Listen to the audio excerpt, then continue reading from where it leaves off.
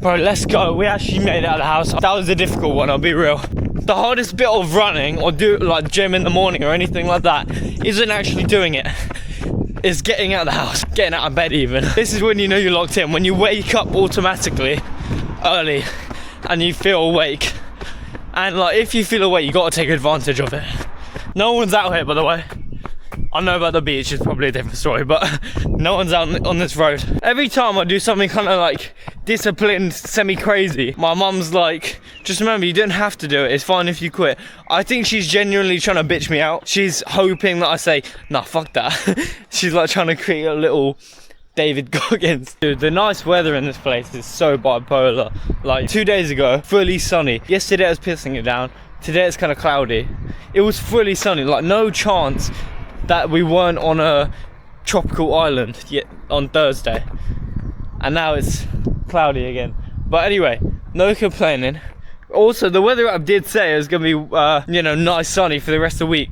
It lied, it changed its mind last minute. Let's have a little scenic view and then we'll be back on our way. I can't see it. I thought that was it. I thought that was the nodule. Me and Tay broke open a nodule yesterday. Also, surf trip seems to be in order. I think we're booking it today. I'm so fucking excited. Bro, it's not expensive at all. I'm not gonna say, because YouTubers never say how much certain things are for some reason. So I'm just gonna fit in and not tell you how much. It's 25 quid. That is crazy for like 3 days. And then plus surf rental and food. We're gonna surf with some of my best friends in summer. I get to toss on, you know, those like little nice outfits that you've been waiting to toss on. I get all for fucking, you know, at most it'll be, like, it'll be like 70 quid at most. A lot of people, they say they're gonna like, you know, you ask them like who's lived in a small town for their whole life, and they say, oh, I want to stay here because I love it here. This is my home. This is my home. I will come back here every like, you know, once a year, maybe something like that. But I'll be real, I don't want to stay here. The weather is too bipolar. I feel like somewhere like Tenerife, that's the perfect amount of weirdness. Because this isn't that crazy. Like this, it'll be sunny for a day, be sunny for 2 days, and then it'll just stay rainy. But that is kind of rare. Like it's usually just rainy. It's usually this weather all year round. I reckon Australia, maybe. It'll be cool somewhere where it's sunny and like, you know, I'm not asking a lot. This is the basic necessity. But sunny in the summer and snowy in the winter. That's what I'm asking. And Australia, it's just like, you know, they have certain things that go on that is like, it's like an inside joke. And I feel like that would be the sickest thing ever for a while. And also one of my favourite songs, Down Under. Not the fucking house version. That is shit, bro. How do you listen to that? Listen to the original version. And that's not even me being performative, which I am. The house version is so shit. Someone was like, oh, you listen to the original version, because I was like humming it. And then I was like, what, is there a different version? I was expecting my version to not be the original, and then I was gonna hear like an older some shit. And no, it played that shit. Anyway, I need somewhere I can live like the Outer Banks. I know that sounds like a fucking 12-year-old dream. Wait, like wake up, surf, work a little bit, and go back out. Like, work does not sound bad when that is your activities afterwards. Work here sounds like hell. Work here sounds like hell. Do you know the reason why? It's because afterwards, what can you really do? I know most people who, you know, they go to work, you know, they wake up just in time to go to work, so they don't have their morning. They go to work, and then, okay, so let's say you get home at like 4 o'clock, go to sleep at 9, 10 o'clock.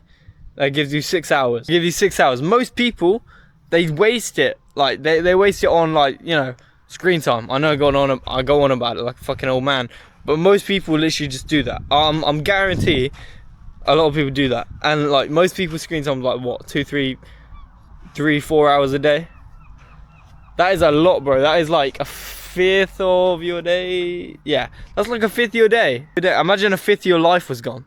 Like your day is your life. So if you have a good day, then you have a good life. Long story short, I'm moving to somewhere nice and sunny where I can surf. I'm not even that good of a surfer. I go on about it like I'm a fucking pro. I met someone on the train the other day, and she was like, "Oh, what, are you really into surfing?" Yeah, I am, but I'm not the best at it. I still use a foam board. I hear, like, I remember going to the surf shop, kind of feeling cocky, and I was like, "How long do you reckon I would have had to surf to use a wooden board?" And she was like, "Ooh, maybe 6 months every day." I'm like, gang, I've been for like a week at a time. Yeah, anyway. But I think I'm gonna do that eventually. Wooden boards are like, they're kind of sketchy, bro. Like, if that hits someone, they're dead. I'm gonna become like a great surfer. You know, master of none. I don't believe that. I think I'm master of everything. But anyway, the point I was trying to make is in 5 years time, I'm gonna literally be doing all this shit I'm talking about. I would have been to Thailand by now, Australia, skiing, surfing, you know, crazy shit. And this camera is still gonna be with me. It's gonna be dope, unless I like drop it in the sea again. Did I ever tell? I never really explained what happened with that. In an undisclosed holiday, I remember I took my camera out and I was filming dope ass footage. Like it was a good holiday. Like it was the sickest one ever. I went in like a cave, bet like squished through, bro. That was like by myself. That was no instructor or nothing. Me and Tay climbed like a little cliff. I fully climbed a cliff. I got lost in like the mountain. Like, I'm being dead serious.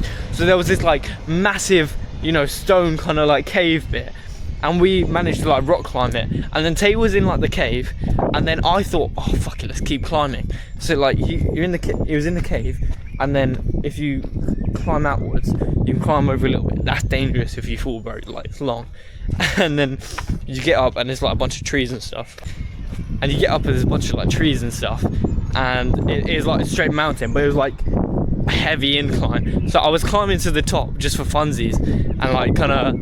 I was narrating it and stuff, and it was difficult, but like I had to like, this was fully untouched land. I was literally hiking and walking, like crawling up it, bro. I had to be careful because I could actually slip and just fall off the edge.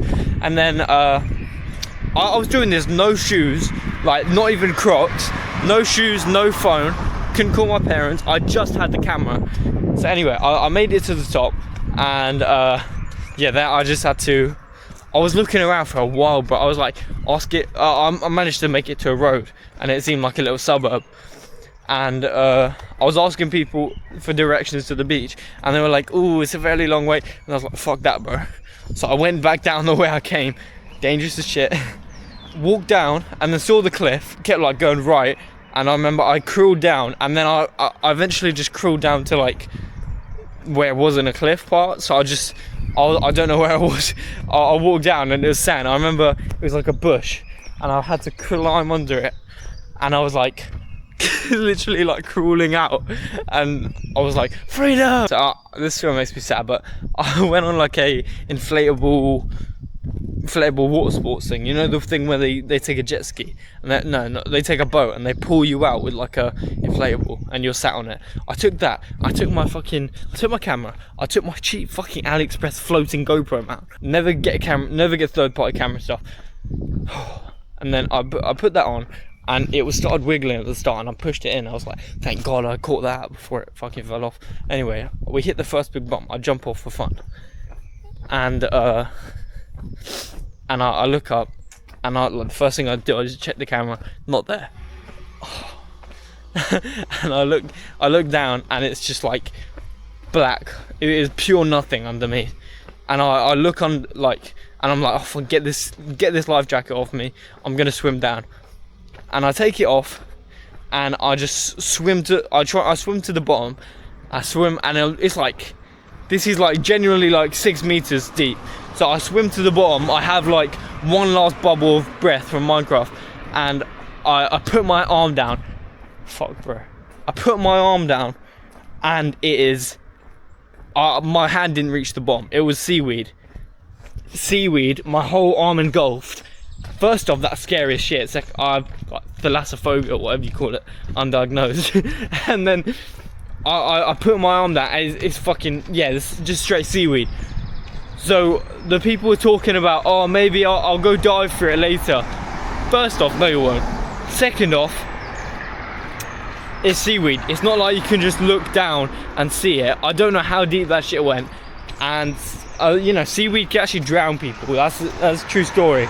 It can like wrap you up and it'll fucking drown you. And yeah, anyway, that's how I lost my camera. I really love that camera, but this one's better.